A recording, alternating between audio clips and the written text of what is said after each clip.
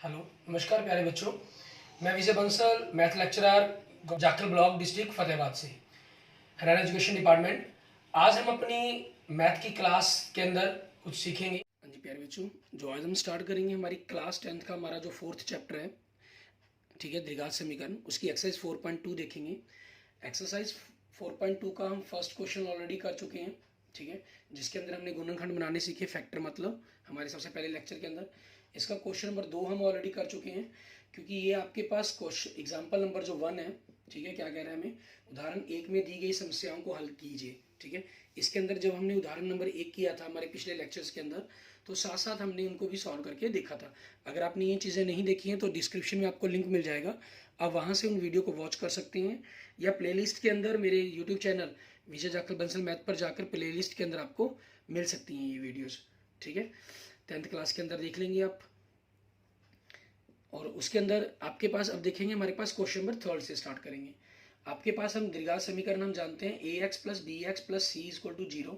ये हमारे पास हमारी द्विघात समीकरण है। इसके अंदर हमने जो अभी तक हम सीख रहे हैं वो हमने गुणनखंड मेथड से ही सीखा है, गुणनखंड विधि का ही प्रयोग करना सीखा है, जिससे हमने एक्स के जो मान निकाले हैं, जिनको हम क्या कहते हैं, मूल कहते हैं। इनको ज्ञात करने के लिए हमारे पास गुणनखंड विधि में हमने क्या किया, हम क्या करते हैं कि हमें गुना करके एक ऐसे अक्षर को ढूंढना होता है जो आपके पास ए सी आ जाए, ठीक है, मीन्स ए और सी की गुना करने पर आपके पास आ जाए। और यहाँ पर प्लस का निशान है या माइनस का, उसके अनुसार ही, क्योंकि ए अगर आपके पास प्लस का हो, हम ए को प्लस का ही करने की कोशिश करते हैं। और इसके अंदर एक कंडीशन और भी रहती है कि ए आपके पास कभी भी जीरो नहीं हो सकता। बाकी जो ए बी सी हैं, आपका कोई भी रियल नंबर मीन्स वास्तविक संख्या कुछ भी हो सकती हैं, लेकिन सिर्फ ए आपका जीरो नहीं होना चाहिए, ठीक है। और प्लस या माइनस के अनुसार ये पॉजिटिव हो अगर आपके पास, तब नेगेटिव है तो हम साइन चेंज कर देते हैं पूरी इक्वेशंस के। तो आपके पॉजिटिव नेगेटिव के अनुसार हमने बी को लिखना होता है, और वी प्लस का है तो प्लस का चाहिए हमें, माइनस का हो तो माइनस का। फिर हम इस तरीके से गुणनखंड आते हैं, या तो हम गुना से चेक कर लेते हैं या उसके जोड़ या आपके अंतर से, जोड़ घटाके से हम उसके दो अक्षरों को ऐसे, जो ये बी एक्स पोर्शन है, इसको दो हिस्सों में, दो टुकड़ों में तोड़ते हैं, हम स्प्लिट करते हैं, ठीक है। उस हिसाब से हम इनके गुणनखंड बनाकर आंसर निकालते हैं। क्योंकि जितने भी हमारे पास ये इकाई स्टेटमेंट वाले क्वेश्चन हैं, इनके अंदर एक्स का जो भी मान है वो कभी भी नेगेटिव नहीं होगा, ठीक है। क्योंकि कोई भी संख्या आपके पास जो स्टेटमेंट को फॉलो करती हो, वो कभी भी ऋणात्मक संख्या नहीं हो सकती आपके पास, ठीक है। ऋणात्मक के लिए कुछ कंडीशंस बनती हैं, वो हमारे सिलेबस के अंदर हमें रीड नहीं करनी है। हमारे सिलेबस के अंदर या कंपटीशन एग्जाम्स के अंदर जितना भी हम मैटर पढ़ते हैं, वो सारा पॉजिटिव टर्म्स के लिए ही पढ़ा जाता है। अब इसी के अंदर हम देखते हैं, हमारे पास नेक्स्ट क्वेश्चन, हमारे पास क्वेश्चन नंबर 3। इसमें हमें क्या कह रहा है, कहना है ऐसी दो संख्याएं ज्ञात कीजिए जिनका योग 2700 और गुणनफल 182 हो, ठीक है। दो संख्याएं ज्ञात करनी है। हम क्या करेंगे, माना हमारे पास, माना आपके पास पहली संख्या, ठीक है, हमने पहली संख्या क्या मान ली, x मान ली, इसलिए आपके पास जो दूसरी संख्या है वो क्या बनेगी। अब आपके पास मान लीजिए अगर एक 10 है तो दूसरी क्या होगी 17, तभी जोड़ 27 बनेगा। अगर एक 12 है तो दूसरी क्या होगी 15, तभी जोड़ 27 बनेगा। अब ये 15 17 हम अंगूठे सीधा पता चल गया, लेकिन अगर पहली x है तो दूसरी क्या बननी चाहिए कि जोड़ 27 बने। ऑब्वियसली आपके पास 27 माइनस 12 15, 27 माइनस 10 17, तो यहाँ से 27 माइनस एक्स, क्योंकि दोनों को जोड़ेंगे आप, 27 माइनस एक्स के अंदर एक्स जोड़ेंगे, एक्स से एक्स कैंसल, आपके पास जोड़ कितना बन जाएगा, आपका 27 बन जाएगा। तो इसलिए दूसरी संख्या क्या हो जाएगी आपकी 27 माइनस एक्स हो जाएगी। क्लियर। अब इसी चीज के अंदर हम देखते हैं हमें क्या कहा क्या गया प्रश्न अनुसार हमें, ठीक है, क्या कह रहा है प्रश्न अनुसार के अंदर, हमें कह रहा है कि इन दोनों का गुणनफल, ठीक है, आपके पास में एक्स को अगर हम 27 माइनस एक्स से गुना करते हैं तो 182 आता है। तो आपके पास यहाँ से x से गुना किया हमने 27x माइनस एक्स की घात 2, और 182 को इस तरफ ले आए, माइनस का हो जाएगा बराबर 0, या माइनस, क्योंकि स्टैंडर्ड फॉर्म में लिखेंगे हम, माइनस एक्स की घात 2 27x प्लस का हो जाएगा माइनस 182 बराबर में 0। जैसे हमने कहा था कि x की घात 2 की रकम को हम माइनस में नहीं रखते, तो हम क्या करेंगे, दोनों तरफ के माइनस के निशान से गुना कर देंगे, मीन सभी के निशान बदल देंगे आप, ठीक है। तो ये हो गया आपके पास। अब आपको गुणनखंड बनाने हैं, इसके रफ वर्क के अंदर आप सोचेंगे इनके बारे में, ठीक है, कि गुना करें, एक गुना में 182 आपके पास, ठीक है, गुना करके तो 182 आए, और ये जोड़ का निशान है, जोड़कर आपके पास कितना आना चाहिए, माइनस 27 आना चाहिए, ठीक है। गुना करें तो 182 आए और जोड़ें तो 27 आए। तो आपके पास दोनों ही तरीके हैं सोचने के, आप गुना के से सोचें या जोड़ से सोचें, मान लीजिए जोड़ से सोचते हैं तो 10 और 17 का जोड़ आपके पास 27 बनता है, लेकिन इन दोनों की जो गुण है वो 170 बनती है, मीन्स 182 के आप बिल्कुल देखें पास में पहुंच गए हैं। तो यहीं से हमने थोड़ा सा अप डाउन, मीन्स अब आपके पास 170 है, 182 तक जाना है तो बढ़ा लेंगे थोड़ा सा 11 और 16 को, क्योंकि अगर एक को बढ़ाऊंगा तो दूसरे को घटाना पड़ेगा तभी जोड़ 27 बनेगा। लेकिन 6 और 1 की गुना कितनी बन गई, 6 आपके पास इकाई अंक, मुझे चाहिए 2, तो मैंने 12 और 15 कर लिया आपके पास, तो 5 दूनी 10, इकाई का अंक 0 बना भी आपके पास, अभी भी आपके पास आंसर नहीं बन पा रहा। ठीक है, नेक्स्ट हम इसको एक को बढ़ा देते हैं, दूसरे को घटा देते हैं, 13 और 14 इनकी गुना करके देखें तो आपके पास 4 3 12, तो ये बनना चाहिए 182, इनकी गुना का चेक करेंगे हम। ठीक है, 13 के अंदर आपके पास 4 जोड़ दिए 17, 4 3 12, आपके पास क्या बन गया 182, बिल्कुल सही, इससे गुना करके 182 बन रहा है आपके पास। तो हम क्या करेंगे अब, x की घात 2 minus 14x minus 13x plus 182 बराबर में 0, क्योंकि जोड़कर हमें स्थाई चाहिए, जोड़कर स्थाई तभी होगा या तो दोनों प्लस के होंगे या दोनों माइनस के होंगे, यहाँ माइनस का निशान है तो दोनों माइनस के कर दिए हमने। ठीक है, आपके पास x साझा निकाला तो x माइनस 14, और यहाँ से आपके पास 13 कॉमन निकल जाएगा, x माइनस 14 बराबर में 0, तो यहाँ से x माइनस 14 आपके पास x माइनस 13 बराबर में 0, तो यहाँ से आपके पास क्या हो गया, x बराबर में 14 और 13। ठीक है, तो अब आंसर क्या बनेगा आपके पास, देखें 14 13, या अगर पहली संख्या 14 तो दूसरी 13 हो जाएगी, अगर पहली 13 है तो दूसरी 14 हो जाएगी आपके पास। ठीक है, मीन्स 2 आंसर आ गए, क्योंकि दोनों पॉसिबल हैं, इसके अंदर दोनों ही पॉजिटिव हैं। अगर कोई नेगेटिव होता उसको तो हम रिजेक्ट कर देते, अब कोई नेगेटिव तो है नहीं, इसलिए हम रिजेक्ट इसको में से किसी को नहीं कर नहीं सकते। ठीक है, अब इसी बेस पर देखते हैं हमारे पास हमारा नेक्स्ट क्वेश्चन, क्वेश्चन नंबर 4। ठीक है, इसके अंदर हमें क्या कह रहा है करने के लिए वो देखेंगे। क्वेश्चन नंबर 4 के अंदर आप देखें, आपको इसी प्रकार की स्टेटमेंट दी गई है। क्वेश्चन नंबर 4 में कह रहा है कि 2 क्रमागत धनात्मक पूर्णांक ज्ञात कीजिए जिनके वर्गों का योग 365 हो। हमें 2 क्रमागत धनात्मक पूर्णांक ज्ञात करने हैं, तो हम क्या करेंगे, माना 2 क्रमागत, क्रमागत मतलब लगातार आपके पास। ठीक है, 2 क्रमागत धनात्मक पूर्णांक मीन्स पॉजिटिव आपके पास, नेगेटिव नहीं लिएगी। अगर एक x होगा तो दूसरा, मान लीजिए अगर 10 है तो दूसरा 11 होगा, अगर पहला 15 है तो दूसरा 16 होगा, 20 है तो 21 होगा। ठीक है, तब ये 2 लगातार बनेंगे आपके पास, या आप यूं कह सकते हैं 20 है तो दूसरा 19 होगा, means x into x minus 1 भी कह सकते हैं आप। ठीक है, तो वो दूसरा उससे आपके पास बड़ा आंसर के रूप में आ जाएगा। तो आप उसी चीज़ पर बेस्ड आपके पास देखेंगे प्रश्नानुसार, इसके अंदर आपको कंडीशन क्या दी है इन्होंने।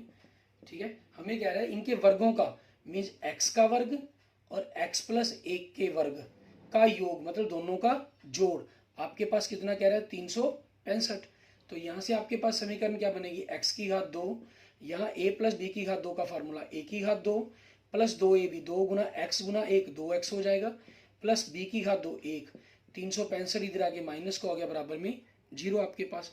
तो यहाँ से x की 1 और 1 2x की घात 2 हो गया, प्लस 2x, 1 में से 365 घटाए, क्योंकि एक प्लस क्या तो घटाई होगी, 364 बराबर में 0।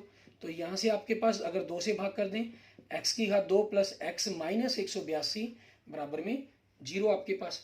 ठीक है, ये चीज़ें आपके पास देखेंगे। अब यही मैटर आपके पास पिछले क्वेश्चंस के अंदर आपके पास बना था। ठीक है, वहाँ पर आपको जोड़ देखना था। ठीक है, यहाँ पर आपको घटा देखनी है, वहाँ पर जोड़ स्थाई देखना था कि गुना तो 182 देखनी थी। तो बिल्कुल सेम आपके पास क्या बन जाएंगे, x की घात 2 plus 14x minus 13x minus 182 बराबर में 0, क्योंकि 14 और 13 का अंतर जो 1 है हमारे पास, वहाँ हमने माइनस 14x और माइनस 13x लिया था, क्योंकि हमें माइनस 23x चाहिए था और गुना करके 182 चाहिए था। यहाँ गुना करके 182 चाहिए, बिल्कुल सेम आपके पास टर्म और भी होती है गुना 182 तो, लेकिन उनका अंतर 1 चाहिए, तो अंतर 1 चाहिए था, हमें प्लस का चाहिए था, तो बड़ी रकम को प्लस कर लिया, छोटी रकम को माइनस कर लिया हमने। ठीक है, प्लस 14x माइनस 13x आपके पास हो जाएगा। क्लियर, तो यहाँ से आपके पास क्या बना, देखें अगर x कॉमन निकालते हैं तो x प्लस 14, और इनमें से 13 कॉमन निकाला तो x प्लस 14 बराबर में 0। तो यहाँ से आपके पास x plus 14 into x minus 13 बराबर में 0। तो यहाँ से x बराबर में आपके पास माइनस 14 और 13 हो गया। ठीक है, अब क्योंकि x बराबर में माइनस 14 हमारे पास धनात्मक पूर्णांक कहे गए हैं ना, ये स्पेशल आपके पास क्लियर है, ये संभव नहीं है। जनरल मैंने आपको कह दिया कि आपके पास आपने जो भी माइनस में आए उनको कभी लेना ही नहीं है, वो संभव ही नहीं होते, आपके आंसर ही नहीं पॉसिबल। सो लिख देंगे x बराबर माइनस 14 संभव नहीं है, इसलिए x बराबर आपके पास क्या बन गया 13। ठीक है, इसलिए 2 क्रमागत धनात्मक पूर्णांक आपके दो क्रमागत धनात्मक पूर्णांक, वो आपके पास क्या बनेंगे आपके, अगर एक 13 है तो दूसरा इसमें से एक जोड़कर क्या हो जाएगा 14। ये आपके पास आपके क्वेश्चन का आंसर हो गया।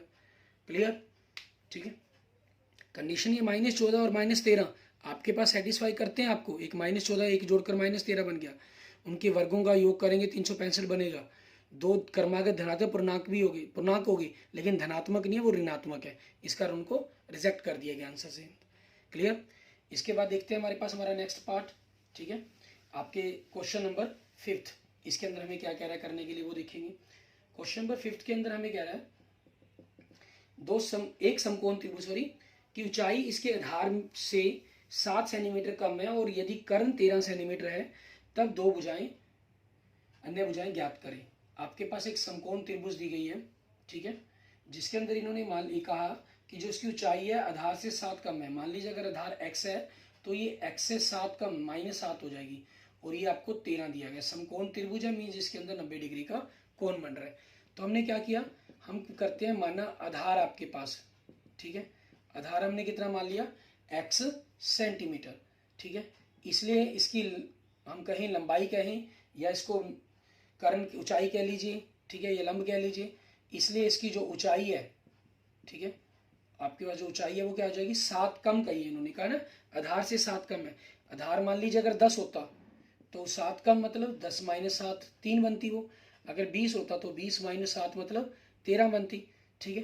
तो अब x है तो x में से 7 घटा दिया, x - 7 सेंटीमीटर आपके पास, ठीक है। और कर्ण कितना दे रहा है आपको, इसके अंदर कर्ण कितना दे रहा है 13 सेंटीमीटर।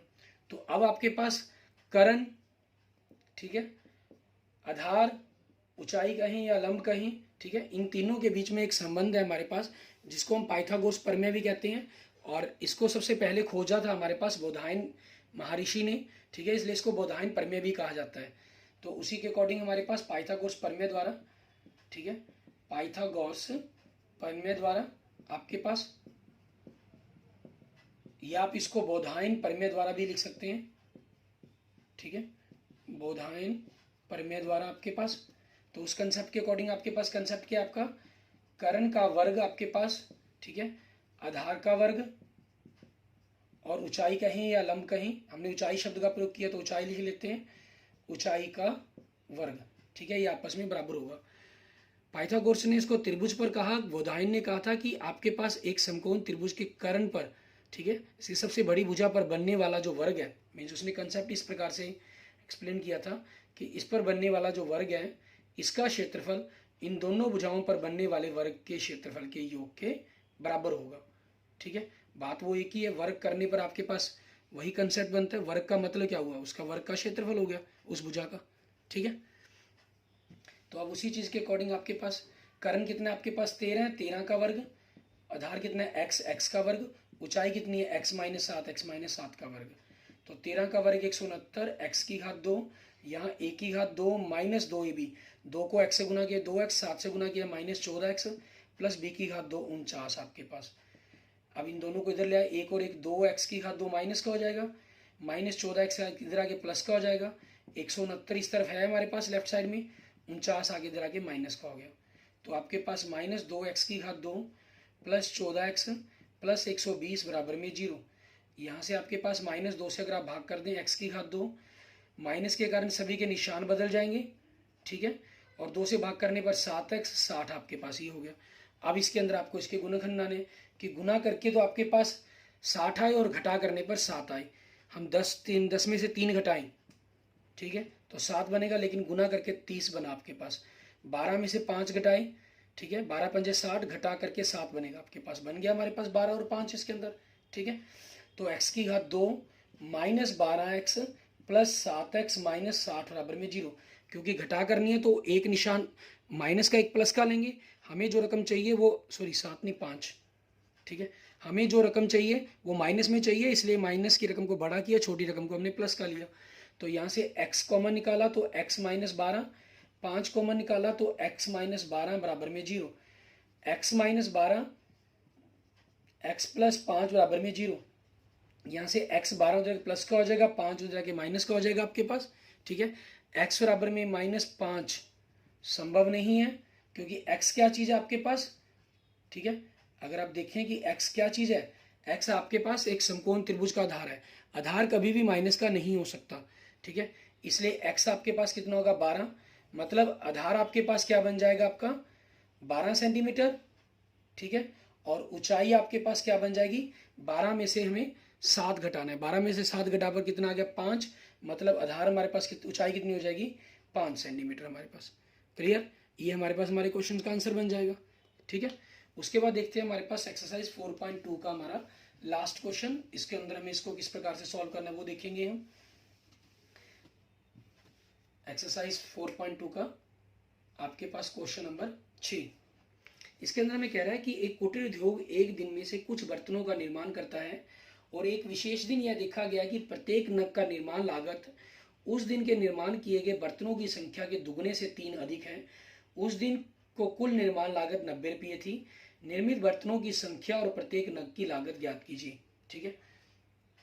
अब जो लागत है किसी विशेष दिन के लिए, वो क्या कहा, उस दिन के निर्माण किए गए बर्तनों की संख्या के दुगने से 3 अधिक। तो हम क्या मानेंगे, माना उस दिन, ठीक है, माना उस दिन निर्मित बर्तनों की संख्या, ठीक है, वो हमने कितनी मान ली x। तो लागत आपके पास प्रति बर्तन कितनी बनी, उसके दुगने से, x का दुगना 2x, 3 अधिक 2x प्लस 3 रुपये।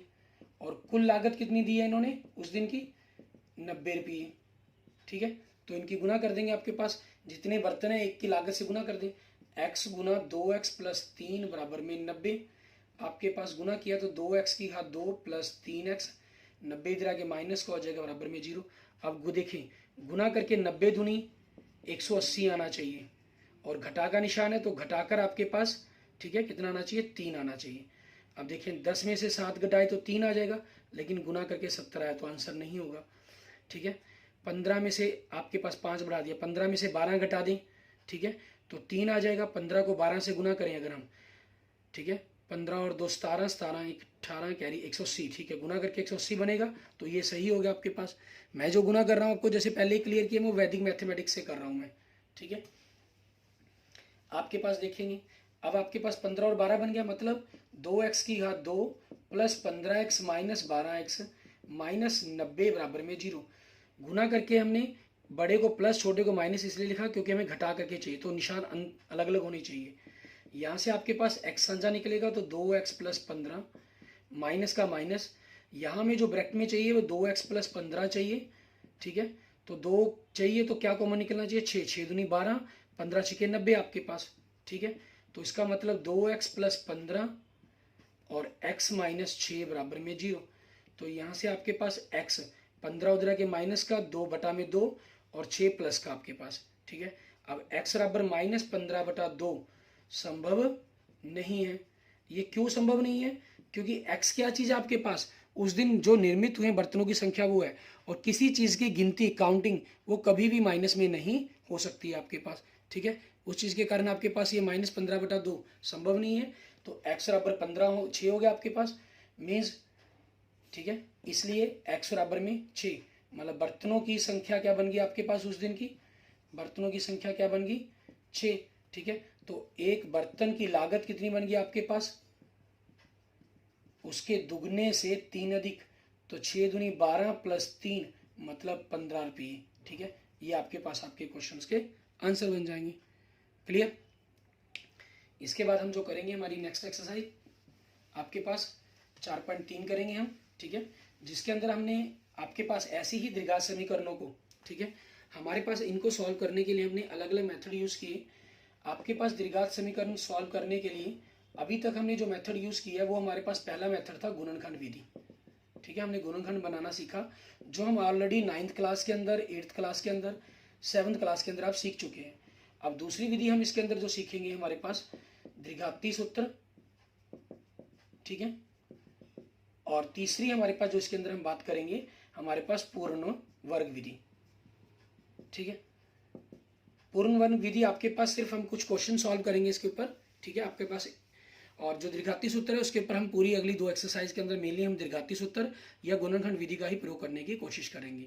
पूर्ण वर्ग विधि की कुछ कंडीशंस रहती हैं आपके पास, उस कारण हम इनको थोड़ा सा लिमिटेड पोर्शंस के अंदर चलते हैं।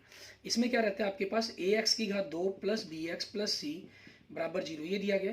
हम सबसे पहले या तो a आपके पास एक पूर्ण वर्ग संख्या होनी चाहिए, अगर पूर्ण वर्ग संख्या नहीं है तो हम a से इसको भाग कर देते हैं, ठीक है। फिर उसके बाद x की घात 2 plus b by A x, इसके अंदर हम ऐसी संख्या जोड़ते हैं जिससे आपके पास a की घात 2 प्लस या माइनस में 2ab प्लस b की घात 2 बन जाए यहाँ पर। तो उसके अकॉर्डिंग अगर हम सोचें यहाँ पर b बाई 2a की घात 2 हो गया आपके पास, 2a से आपके पास कैंसिल हो जाएगा ये, तो यही इसके अंदर आपके पास यहाँ से हम घटा देते हैं, ठीक है। तो आपके पास ये वर्ग बन जाता है और यहाँ से कंडीशन बन जाती है। अगर आपके पास इनके बीच में माइनस का निशान आ जाए तो a की घात 2 माइनस b की घात 2 का फॉर्मूला यूज हो जाएगा, a minus b a plus b बराबर में 0। अगर आपके पास इनके अंदर प्लस का निशान फार्मूला आ जाए तो आप लिख देंगे संभव नहीं है, मीन जो इसके मूल संभव नहीं है, ठीक है। मूल संभव नहीं है या मूल वास्तविक नहीं है, ठीक है। ये किया जाता है इसके अंदर हमारे पास, क्लियर। और दूसरा जो हमारे पास द्विघाती सूत्र है जिस पर हमने मेन बात करनी है, ठीक है। बाकी हम एक्सरसाइज में क्वेश्चंस करके देखेंगे, थोड़ा सा वहां से कंसेप्ट क्लियर होता चला जाएगा। द्विघाती सूत्र में क्या होता है, ए एक्स की घात 2 प्लस बी एक्स प्लस सी बराबर में 0। आप सबसे पहले डी ज्ञात करते हैं, डी हम कहते हैं विविध कर को, ठीक है। इसका फार्मूला होता है बी की घात गुना बी, आपके पास -4 गुना में ए गुना सी, मतलब बी की घात 2 -4 ए सी, इस रूप से हम इसको याद करते हैं, ठीक है। और ये आपके पास द्विघात समीकरणों की प्रकृति को चेक करने के अंदर भी काम आता है। आपके पास अगर हम इनकी प्रकृति मतलब इसकी नेचर चेक करनी हो, ठीक है, आपके पास किस प्रकार से डी क्या होगा, इसके अंदर आपके पास या तो 0 के बराबर हम कहें, सॉरी 0 से बड़ा या 0 के बराबर होगा या 0 से छोटा होगा। अगर 0 से छोटा है तो हम लिख देंगे मूल वास्तविक नहीं है,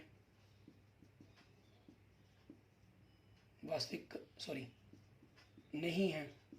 और अगर डी बड़ा है 0 है बराबर 0 है तो इसका मतलब मूल वास्तविक है। अब बड़ा है तो इसके अंदर दो कंडीशन होगी, या तो बड़ा 0 या बराबर 0।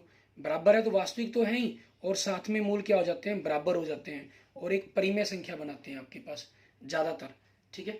वो परिमेय डिपेंड करता है अगर आपके पास बी परिमेय ना हो तो, ठीक है। बी अगर अपरिमेय संख्या हुई तो वो अपरिमेय भी हो सकते हैं, ठीक है, लेकिन ये बराबर जरूर होंगे, ये फाइनल है आपके पास, ठीक। ये डिपेंड करता है, ज़्यादातर परिमेय बनेंगे, लेकिन अगर बी ही अपरिमेय संख्या हुई आपकी, ठीक है, जो ये बी संख्या वो अपरिमेय हुई तो फिर ये अपरिमेय भी हो सकते हैं। और बड़ा 0 होने पर आपके पास ये दो कंडीशंस बनाते हैं। आपके पास अगर ये एक परफेक्ट स्क्वायर बनता है, मीन्स पूर्ण वर्ग संख्या बनती है, ठीक है, तो आपके पास यहाँ बराबर है तो यहाँ लिख देंगे बराबर नहीं, मीन्स असमान है। इस कंडीशंस के अंदर पूर्ण वर्ग होने पर ये परिमेय बनते हैं।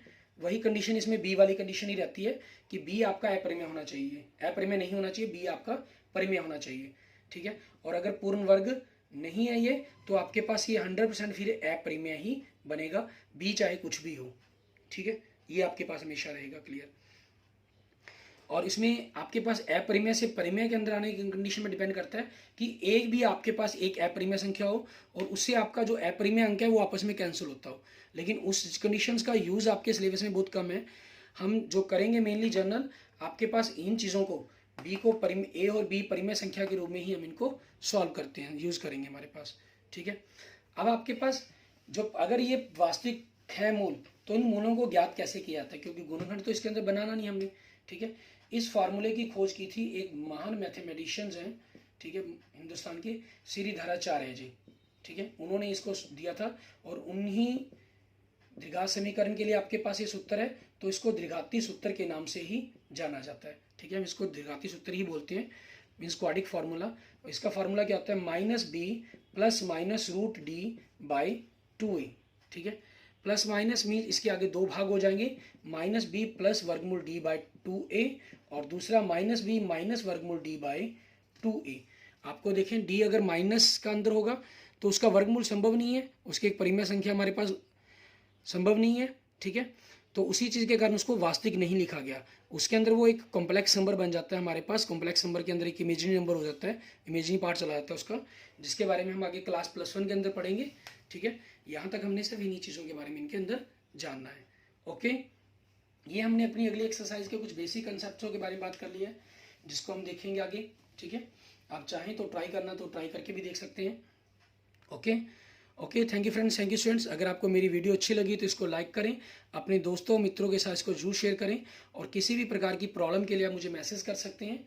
ठीक है, मुझे मैसेज करने के लिए 9541207734 इस मोबाइल नंबर पर आप मुझे व्हाट्सएप पर मैसेज कर सकते हैं। ठीक है, और या कमेंट कर सकते हैं यूट्यूब चैनल पर ही आप। ठीक है, और अगर आपने अभी तक मेरा यूट्यूब चैनल विजय जाखल बंसल मैथ को नहीं सब्सक्राइब किया है तो मेरी यूट्यूब चैनल विजय जाखल बंसल मैथ को जरूर सब्सक्राइब करें। Okay, thank you friends, thank you students.